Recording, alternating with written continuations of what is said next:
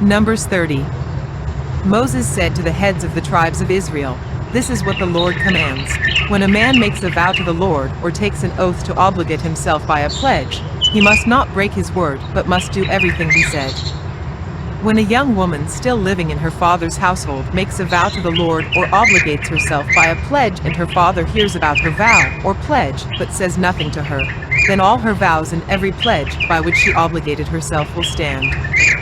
But if her father forbids her when he hears about it, none of her vows or the pledges by which she obligated herself will stand. The Lord will release her because her father has forbidden her. If she marries after she makes a vow or after her lips utter a rash promise by which she obligates herself and her husband hears about it but says nothing to her, then her vows or the pledges by which she obligated herself will stand.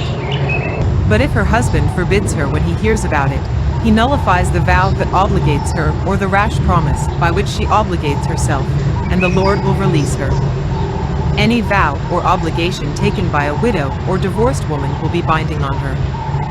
If a woman living with her husband makes a vow or obligates herself by a pledge under oath and her husband hears about it but says nothing to her and does not forbid her, then all her vows or the pledges by which she obligated herself will stand. But if her husband nullifies them when he hears about them, then none of the vows or pledges that came from her lips will stand. Her husband has nullified them, and the Lord will release her. Her husband may confirm or nullify any vow she makes or any sworn pledge to deny herself. But if her husband says nothing to her about it from day to day, then he confirms all her vows or the pledges binding on her. He confirms them by saying nothing to her when he hears about them.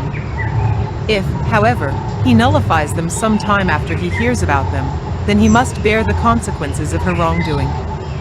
These are the regulations the Lord gave Moses concerning relationships between a man and his wife, and between a father and his young daughter still living at home.